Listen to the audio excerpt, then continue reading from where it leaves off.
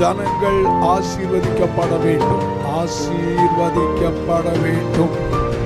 மகா பெரிய பெரிய ஆசீர்வாதம், ஆசீர்வாதம் உங்க மேல வந்துகிட்டே இருக்கும். எல்லாவற்றிலும் கர்த்தருடைய ஆசீர்வாதம் இருந்தது. இது என்ன கூட்டம்? நிறைய பேர் ஆசீர்வாதம் கூட்டம் வச்சிருப்பாங்க. உங்க பாஸ்டர் ஆசீர்வாதம் பெருகிறாங்க.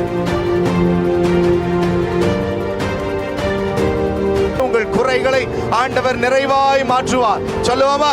இயேசுவின் நாமம் இனிதான நாமம், இணையில்லா நாமம், இன்ப நாமம்.